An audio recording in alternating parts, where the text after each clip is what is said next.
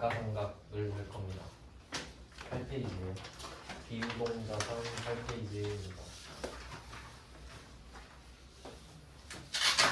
그러면 유형자산도 앞에 배웠던 주제를 크게 보면은 일단 자산이니까 당연히 취득 부대 비용이 나오고요. 그리고 취득 후에서 어제 배웠던 것 중에 수익적 지출, 자본적 지출 뭐 이 정도가 좀 중요했죠. 그리고 감가상각. 감가상각은 12월 31일마다 합니다. 그러니까 사용한 기간에 비례해서 금액을 비용 처리하는 걸 감가상각이라고 해요. 그래서 유형자산은 반드시 감가상각을 하게 돼 있고 예외가 두 개 있었어요. 유형자산은 감가상각을 해요. 그리고 그 회계에서 상각이라는 단어는 비용화를 뜻해요. 결과적으로 비용이 된다는 뜻이죠. 여기서는 유형자산을 처음에 사왔을 때보다 이제 쓰면 가치가 떨어지잖아요. 그 부분을 자산을 차감하고 비용화를 시키는 상황을 말해요. 감가상각. 뭐 그렇게 되고요. 감가상각 한번 해보겠습니다. 예외가 두 개 있었죠. 토지랑 건설 중인 자산은 감가상각을 안 합니다. 147번 볼게요. 감가상각 12월 31일 나오는데 이게 제일 쉬운 문제거든요. 이렇게 나오면은 금액을 각각 알려주잖아요. 사실 감가상각은 금액을 구하는 게 문제인데 금액을 알려주면 사실 할 게 없어요. 이게 제일 쉬운 문제라고 그냥 제일 위에 올려놓은 겁니다. 실제로는 그 특정 칸에다가 이 숫자만 적으면 끝나요. 그러니까 제일 쉬운 문제 유형 중에 하나입니다. 금액을 알려주고 받아 적어라. 이 정도 수준이기 때문에 그래서 할 필요는 없는데 처음이니까 이걸 분개를 한다고 하면 그 기계장치를 사오면 차변에 기계장치가 있잖아요. 그러면 이 기계장치를 사용한 거예요. 그래서 이번 해에는 500만 원의 가치가 떨어졌다고 보는 거죠. 그래서 이때 중요한 점은 기계장치 자체가 떨어지는 게 아니에요. 그 약간 대손충당금이랑 좀 비슷한데 그 비교를 좀 해볼게요. 우리가 제품을 팔고 대손충당금이랑 먼저 비교해 볼게요. 제품 매출을 하고 외상 매출금이 생겼다. 이런 상황에서 이 중에 얼마를 못 받을 것 같다라고 추측을 했을 때 외상 매출금 자체를 없애지 않았죠. 대손충당금이라는 차감 계정, 그러니까 쿠션을 하나 끼는 거예요.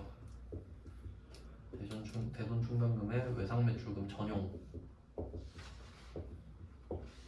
요거를 따로 만들어주는 패턴이었죠. 그러니까 원래는 이 외상 매출금 자체가 없어져야 된다라고 생각할 수 있는데 진짜 돈을 못 받았을 때 없애는 거기 때문에 그냥 못 받을 것 같다 정도로 살짝 한 발 물러나서 차감 계정을 놔두는 건데 그래서 이거에 대해서 비용 처리를 했죠. 대손 상각비 이런 식으로. 그러면 못 받을 것 같다라고 생각한 거에 대한 비용과 상각비 뭐 이런 식으로 된 거였어요. 앞에서 이런 걸 배웠고 기계장치로 해볼게요. 기계장치를 사와요.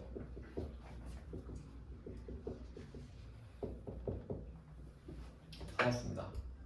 그러면 대충 N빵 쳐가지고 1년에 500씩 빼면 되겠다라고 생각을 한 거예요. 근데 얘도 기계장치를 빼는 게 아니라 다른 계정을 써요. 그게 감가상각 누계액입니다.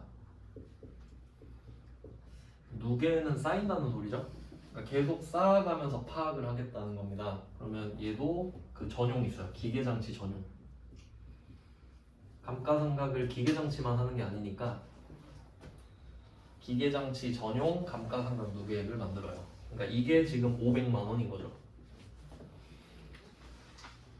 그럼 요거는 사실 500만 원어치의 가치가 떨어졌는지 알 수는 없거든요, 사실. 정확하게 500이 아닐 수도 있잖아요. 그냥 내 생각이에요. 그냥 500 할 거다 하고 상각이니까 비용화를 하겠죠? 그게 감가상각비예요.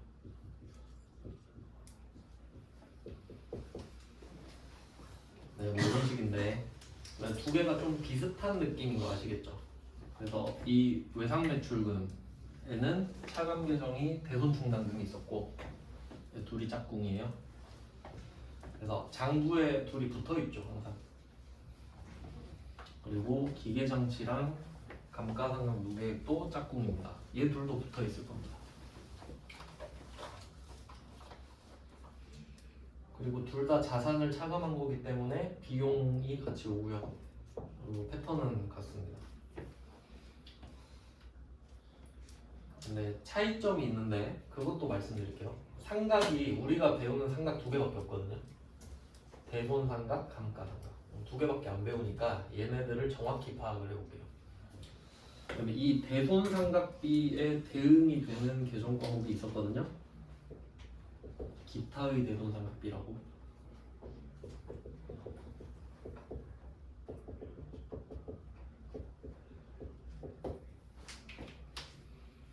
그럼 번호로 치면은 대손상각비는 800이었고요.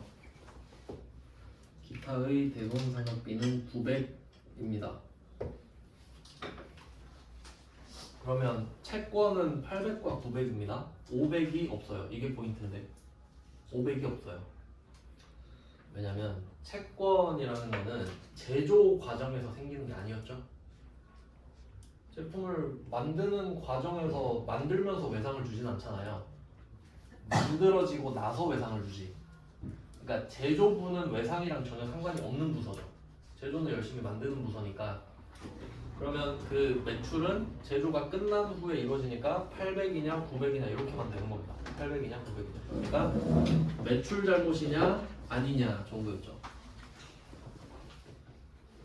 그러니까 500이 없다. 800, 900이다. 그 다음에 감가상각으로 볼게요. 자, 감가상각은 컨셉 자체가 유형자산에만 있는 거죠. 유형자산에만 있기 때문에. 근데 이 유형자산은 용도가 사용이잖아요. 사용 목적인 애들을 유형자산이라고 부르죠. 그러면 얘는 기본적으로 500, 800이에요. 영업이랑 관련이 있잖아. 사용 자체가. 사용을 한다는 건 제조부에서 사용하고 본사에서 사용한다는 소리죠. 그러니까 영업 외로 사용하는 건 아니지. 그거는 사용이라고 안 하겠죠. 사용이라는 말 자체가 영업을 뜻하니까. 그래서 얘는 500, 800이 있을 거거든요. 그러면 기계장치는 어때요? 기계장치는 공장에 있죠. 그럼 공장에서 돈을 쓴 거니까 500번으로 주는 거예요. 얘는 공장에서 쓴 돈 아니냐? 그러니까 이 기계가 자동차 만드는 기계라고 하면요. 그럼 이때 기계 가치가 500이 떨어졌잖아요. 그럼 이 500만 원의 가치가 떨어지면서 그만큼 자동차로 이전되는 거예요. 가치가. 맞죠? 차를 만들면서 차를 만드는 로봇은 감가상각이 되겠죠. 근데 그걸 희생해서 차를 만들고 있잖아. 그러니까 감가상각비로 비용이 잡히지만 그 비용은 제조원가가 다시 되는 거예요. 그런 원리예요 원래. 그러니까 바뀌는 거죠 비용 형태가. 그럼 얘는 500건인데 그럼 얘 짝꿍은 누가 있냐 하면 뭐 본사에는 기계가 없지만 자동차 같은 거는 공장에도 있고 본사에도 있을 수 있죠. 그러면 800번 감가상각비도 있다는 거예요. 그러니까 얘는 900이 없지. 그러니까 정황상 그렇습니다.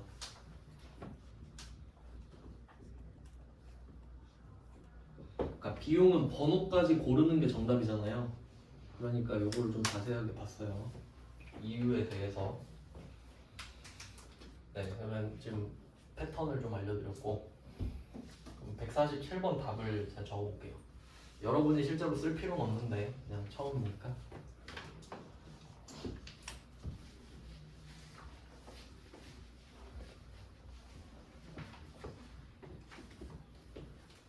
답 쓰기가 좀 번거롭거든요. 제가 이거 대손 때도 좀 말씀을 드렸었는데 대손 충당금은 채권의 개수만큼 있다 그랬어요. 외상 매출금도 못 받을 수 있고 바드러움도 못 받을 수 있고 미수금도 못 받을 수 있으니까. 그러니까 대손 충당금의 개수는 나의 채권의 개수와 같아요. 그럼 여기서 그 비슷한 개념이 뭐예요? 감가상각 누계액이죠. 내가 가진 유형자산의 개수와 감가상각 누계액이 같겠죠. 자산마다 감가상각을 하니까요. 그러면 지금 3개 나왔잖아요. 기계, 비품, 차량, 운반구 종류가. 그러면 대변의 감가상각 누계액은 3개겠죠. 일단 그건 확실하죠? 근데 이게 종류가 3개든 4개든 5개든 사용하는 곳은 2곳이죠. 공장 아니면 본사죠. 그럼 왼쪽에 있는 감가상각비는 아무리 많아봤자 2개. 감가상각 누계액의 개수는 늘어날 수 있죠. 5종류면 5개일 거 아니에요. 근데 비용은 2개라고 최대. 공장 아니면 본사니까. 그러니까 그 패턴을 이해를 하면 되겠네요. 대손도 똑같았잖아요. 내가 채권을 몇 개를 못 받든 비용은 800 아니면 900이잖아요. 그러니까 그런 느낌이라는 거죠.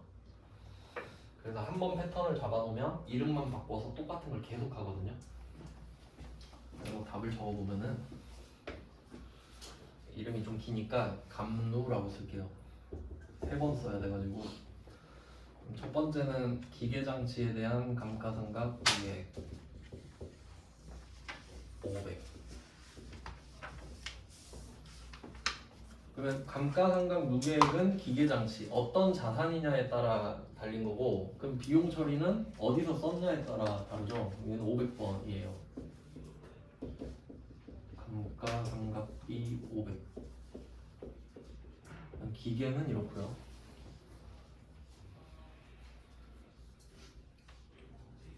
그럼 공장에서 쓴 건 기계밖에 없고, 그 밑에 비품이랑 차량은 다 본사 쪽이거든요. 제조가 아니라. 그래도 대변은 2개가 따로 나와야 되죠. 감가상각 누계액 비품 150. 차량 운반구도 따로 있어요.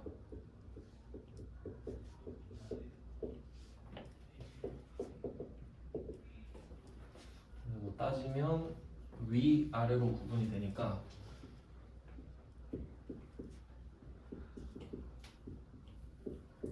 감가상각비는 150 더하기 400 이렇게 되겠죠.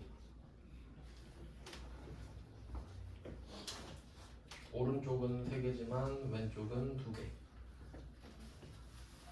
왼쪽이 1개일 수도 있죠. 네, 뭐 이론상 그건 불가능하죠. 제조업이면. 네, 이렇게 해서 147번은 사실 여러분이 적지 않아도 되는데 그냥 처음이니까 보여드렸습니다. 그냥. 그러니까 특정 칸에다가 이 숫자를 적기만 하면 되는데 그걸 적으면 이렇게 해줘요, 컴퓨터가. 이런 걸 자동열산이라고 하는데 뒤에서 따로 배웁니다. 그냥 그렇구나 하고 알고 계시면 돼요. 그러니까 결론은 뭐냐면 컴퓨터가 해주는 거니까 금액을 구하는 게 문제라는 거예요. 근데 147번은 금액을 구할 필요가 없잖아요. 알려주니까. 그러니까 이건 문제도 아닌 거죠. 근데 이제 문제 나온 문제가 밑에 있어요. 자, 148번 보시면은 박스가 하나 있는데 오른쪽 밑에 보면 정액법 있죠. 요거 표시할게요. 정액법. 감가상각 방법에 대해서 이야기를 할 겁니다.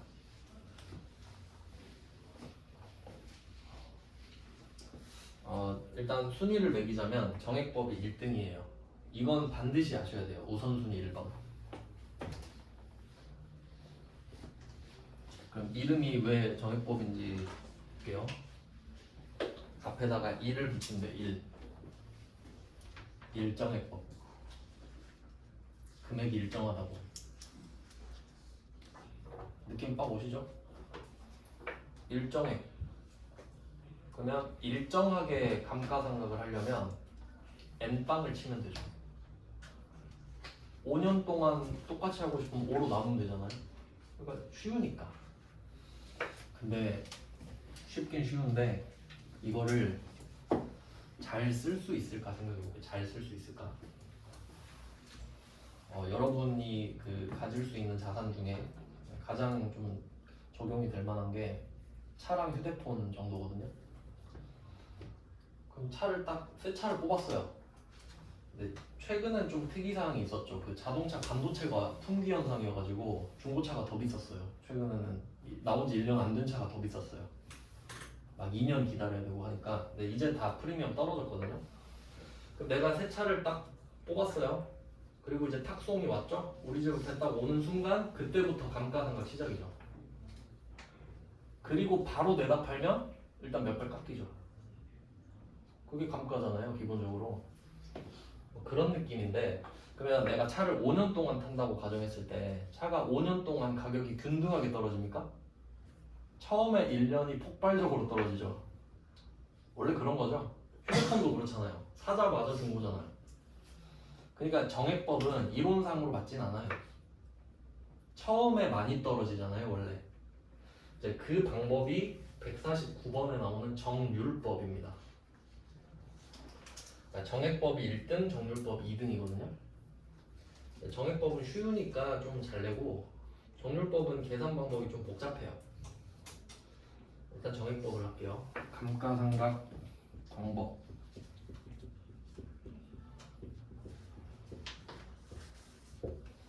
감가상각을 하려면 3개가 필요하거든요. 3개.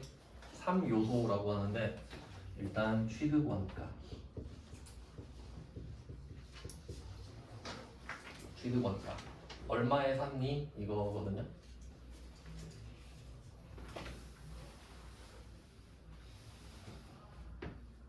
그러면 이게 실제랑 회계랑 좀 비교해볼게요. 실제랑 회계랑.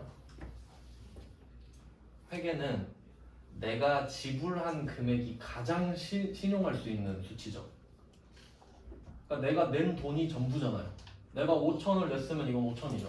이유는 내가 5천을 냈기 때문이지. 그러면 감가상각의 한도는 취득원가를 넘어갈 수 없겠죠. 이게 회계예요. 왜냐면 내가 5천을 주고 왔는데 6천을 감가상각할 수는 없잖아요. 그럼 이게 회계예요. 실제로는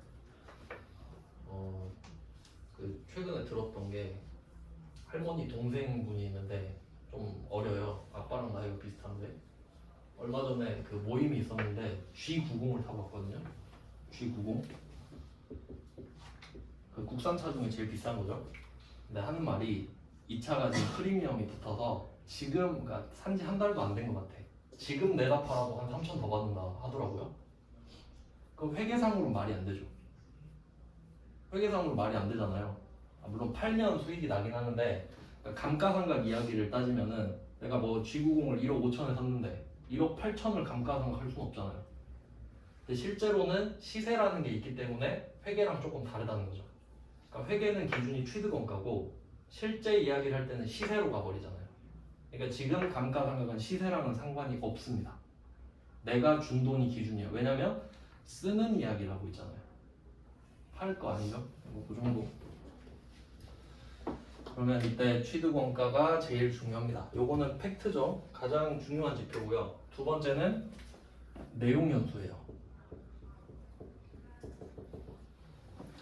얼마 동안 쓸 거냐 정도의 느낌인데 이것도 잘 생각해 보면은 실제로 기계장치 같은 거 책에서 봤는데 회계사가 쓴 책이었어요. 실제 기계장치를 보통 15에서 20년을 쓴대요. 15에서 20년. 비싸니까 오래 쓰겠죠. 고쳐서 쓰고 계속 쓰겠잖아요. 근데 감가상각이 이게 또 세법이랑 회계가 또 달라요. 세법에서는 기계는 6에서 8년으로 해라 뭐 이런 게 있고 회계는 지 마음인데 보통 회계가 세법을 따라가요. 왜냐면 세법은 법이죠. 그러니까 회계가 같이 가줘야 우리가 2번 처리를 안 할 거 아니에요. 그래서 거의 세법을 준용하는데 그러면 만약에 뭐 6에서 8년을 한다고 합시다. 안 맞죠. 그래서 제가 한번 말씀드렸었는데 근데 법이면 따라야 되잖아요. 그럼 일단 기계장치를 사서 8년 동안 한다고 할게요. 그러면 샀던 금액을 기준으로 뭐 8년을 N방을 쳤다고 하면은 그냥 8분의 1, 8분의 1 해서 8년이 지나면 얘는 없는 거죠.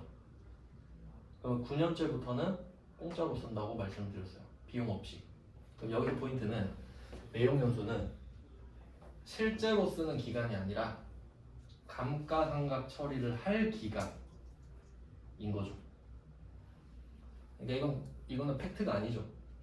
내용연수는 그냥 8년 동안 하겠다 라는 거예요. 다음에 세 번째는 잔존 가치예요. 세 번째 남아있는 가치, 잔존 가치인데 이 유형 자산이잖아요. 그러니까 유형 자산은 감가상각을 한다고 했는데 유형 자산은 감가상각을 하는데 얘는 유형 자산이기 때문에 형체가 있잖아요. 그러니까 필연적으로 잔존 가치가 있어야 돼요. 왜 그런지 생각을 해볼게요. 실제로 난 20년 쓸 거거든요. 근데 법에서 8년으로 하래. 해야 되죠. 그럼 9년째부터는 감가상각 안 하고 쓸 수 있죠. 근데 얘를 빵원 만들어 버리면 안 되잖아요. 그러니까 장부상 빵원인데 기계가 있으면 안 되잖아요. 그러니까 이 괴리가 생기죠 사이에. 그러면 1,000원은 남겨요. 있긴 있잖아요. 그러니까 1,000원만 남겨놓고 형식적으로 그 뒤로는 공짜로 쓴다고 그냥. 있긴 있어야 되니까. 그러니까 유형자산은 형체가 있다라는 특징 때문에 잔존가치라는 개념이 있어야 됩니다. 얘 둘이 반드시 일치하는 게 아니거든요. 그러면 약간 말하는 게 일치하는 게 있나? 이 생각을 할 수도 있죠. 이따가 배울 무형자산을 생각해 볼게요. 무형자산도 목적은 사용인데 형체가 없죠. 형체가 없는데 내가 사용할 수 있는 거는 그냥 특허 같은 거라 생각하면 되죠. 특허를 냈다. 특허는 뭐 특허 출원하고 변리사한테 가가지고 뭐 특허를 냈다. 근데 특허를 받잖아요. 그러면 그 법적 권리 연수를 정해줍니다. 무형자산은 형체가 애초에 없잖아요. 그럼 만약에 내가 특허를 받아가지고 A라는 물건을 나만 만들 수 있는 거예요. 20년 동안. 그럼 20년이 지났다고 할게요. 그럼 끝이죠. 그러니까 법으로 보장해주는 기간만큼 내용 연수를 잡으면 되는 거 아니에요. 무형자산은. 그러니까 정확히 일치하지. 20년 동안 만들어 했는데 5년 동안 상각을 할 이유는 없잖아요. 그러니까 무형자산은 일치하니까 잔존가치라는 개념이 필요가 없어요. 그러니까 이렇게 비교를 해야 된다는 거예요. 그러니까 잔존가치라는 게 당연히 있어야 되는 게 아닌 거예요. 유형자산이니까 필요한 겁니다. 뭐 그런 내용이에요. 그럼 정액법을 한번 볼게요. 정액법은 공식을 제가 알려드리겠습니다. 공식 일단 괄호 열고 취득 원가 괄호 열고 취득 원가 여기서 잔존 가치를 뺄 거예요. 잔존 가치를 빼요.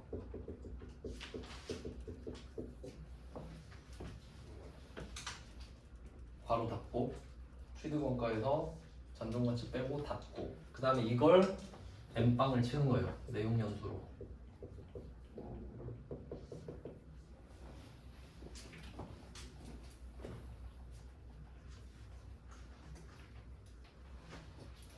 이게 공식인데 왜 이런 공식이 나왔는지 설명을 드리겠습니다.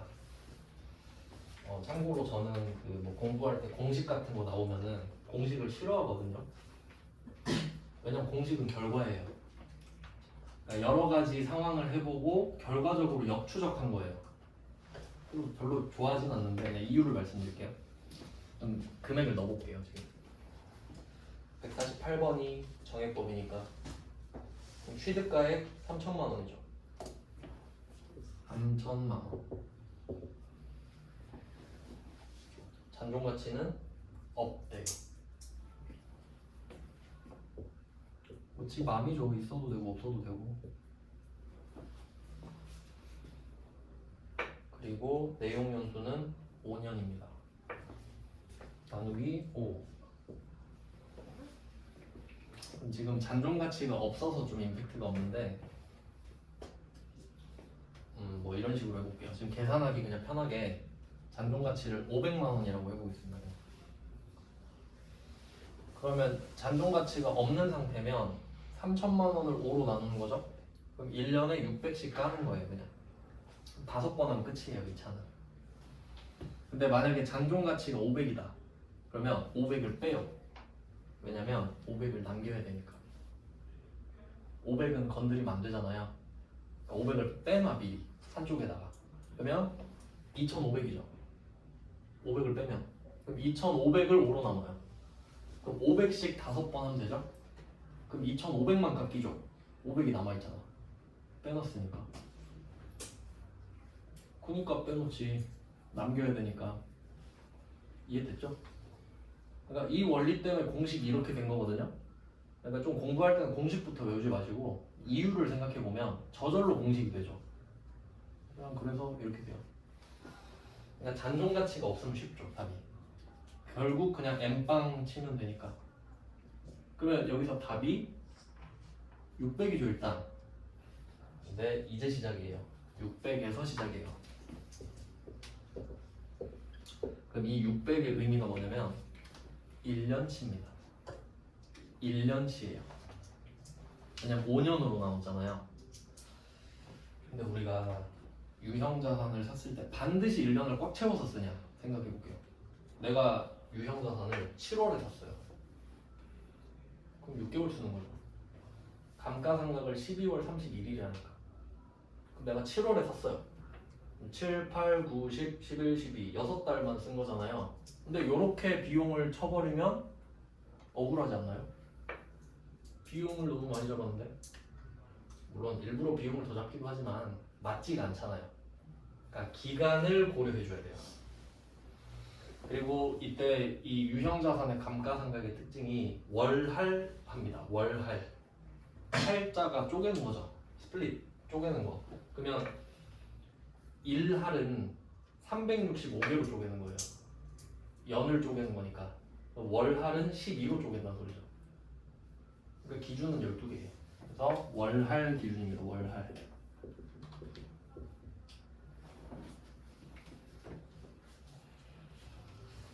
자, 그러면 이때 취득일을 표시해 보세요. 취득일.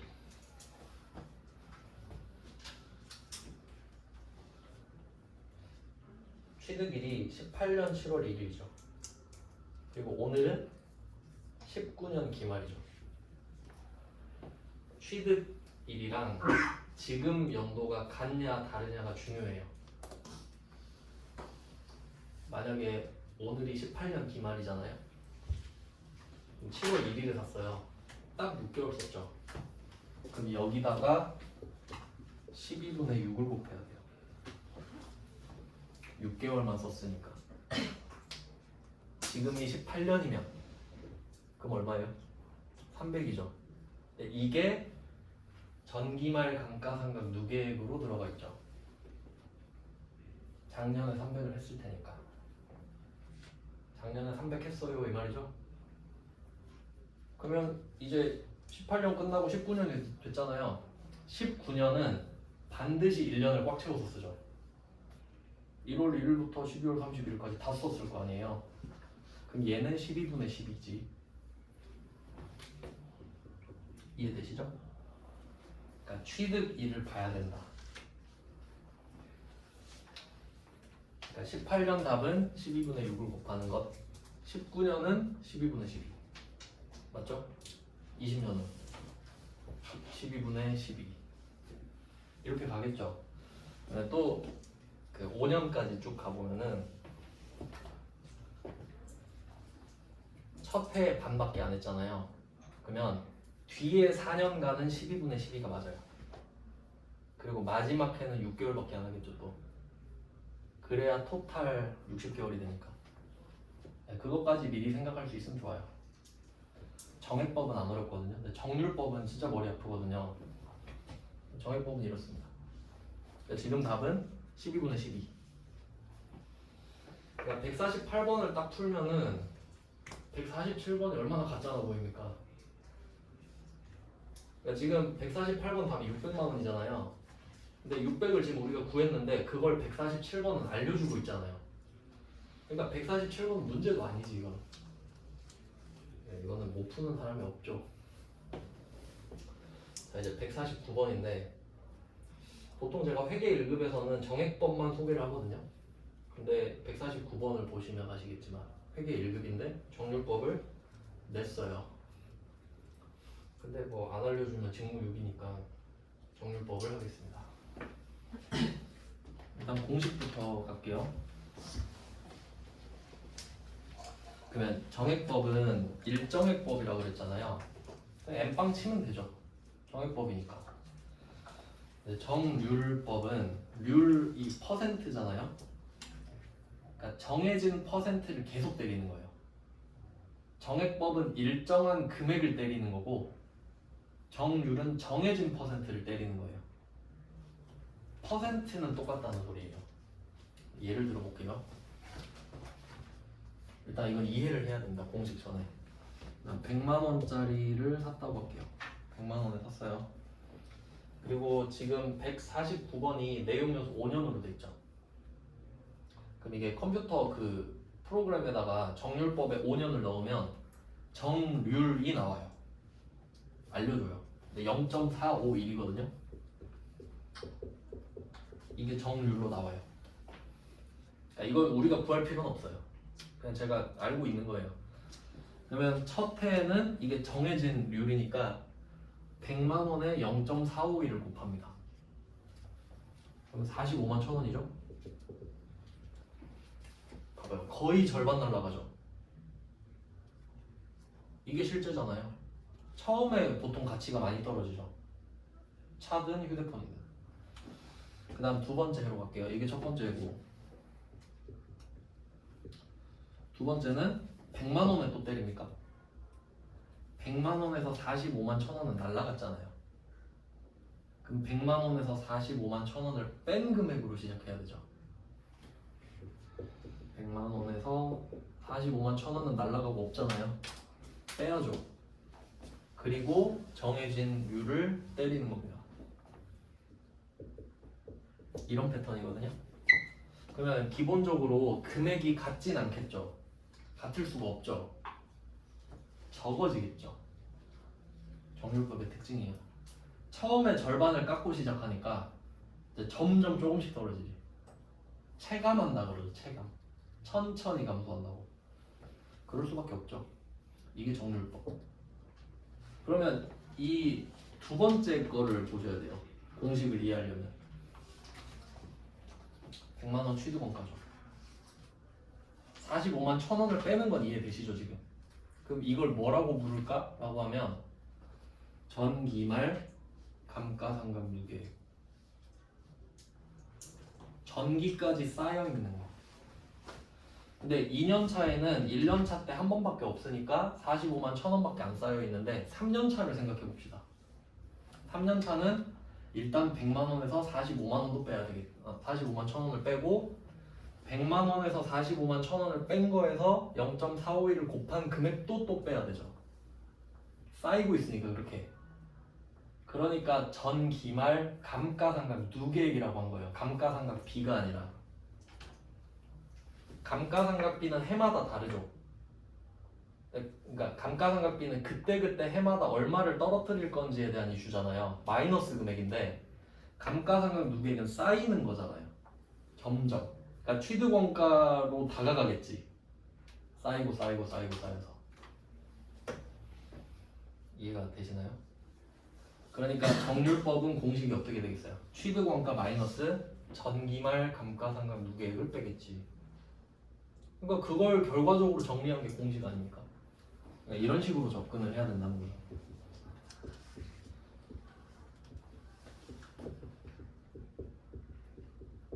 취득원가에서 전기말 감가상각 누계액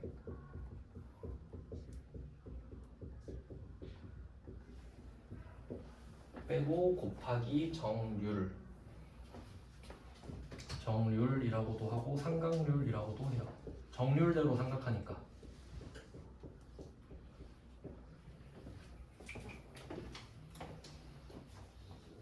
네, 이런 식입니다.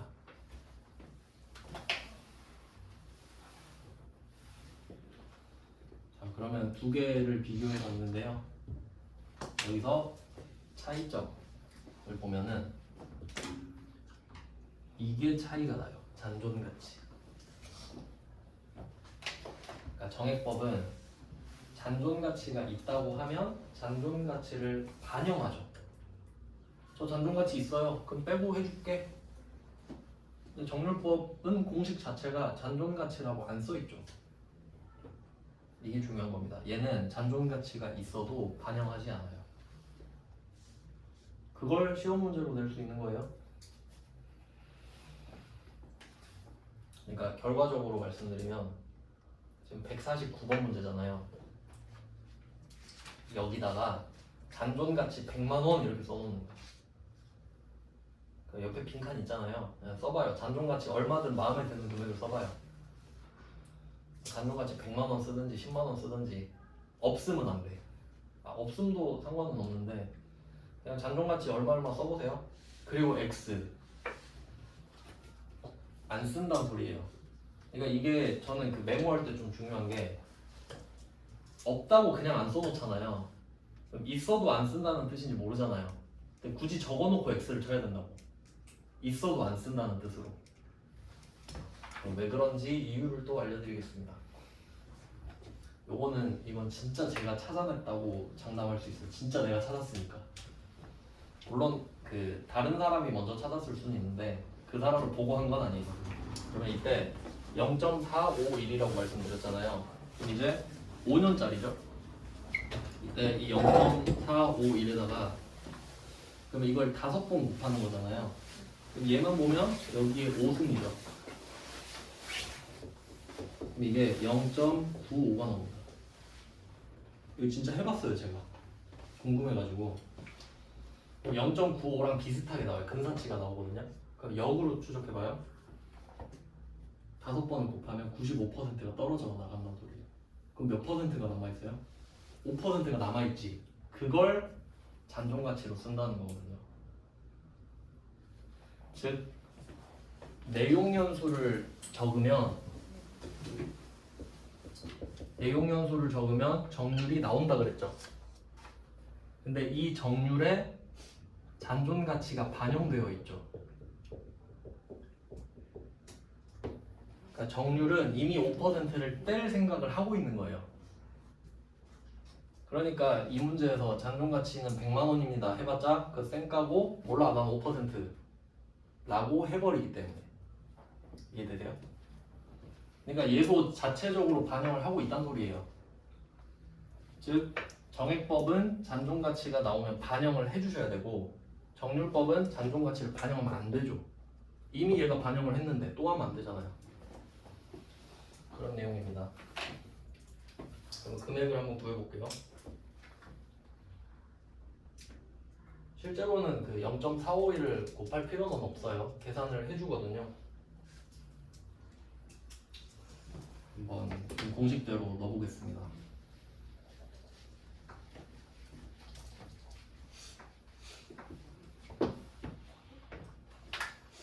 취득원가 3천만 원이죠.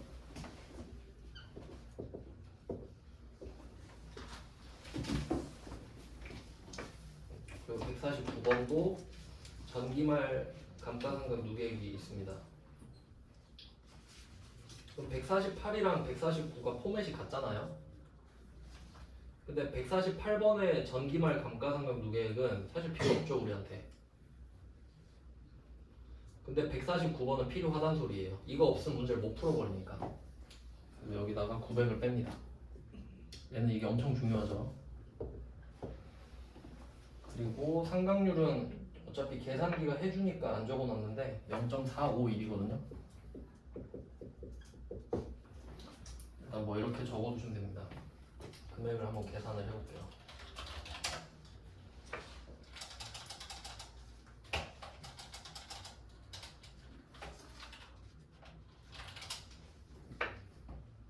(947만 1,000원) 나오는데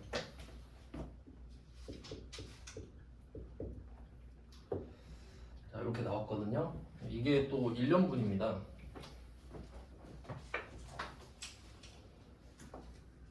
근데 이거는 그냥 제가 푸는 방식만 알려드렸는데 정률법은 이렇게 해서 답을 못 구해요 우리가.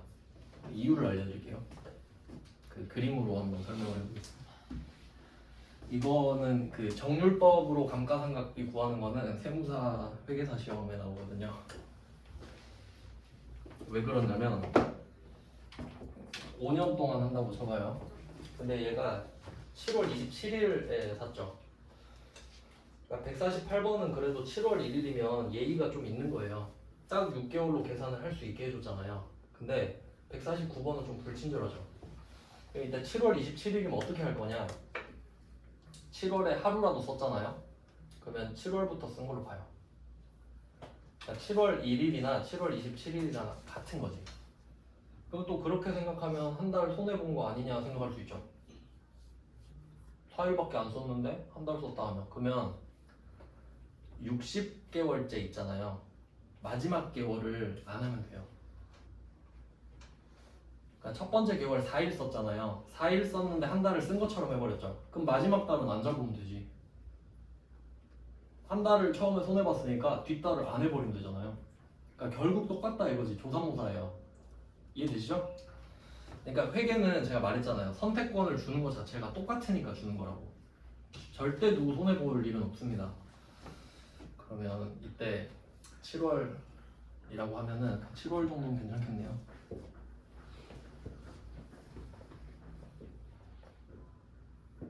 이렇게 있잖아요. 5개. 둘, 셋, 하나, 둘, 셋, 넷, 5. 왜 이걸 못 구하냐면 일단 정률법 패턴을 봤을 때 해마다 감가상각비가 다 다른 건 아시겠죠? 다 다른데 7월 1일부터 가잖아요. 7월 27일 어차피 똑같은데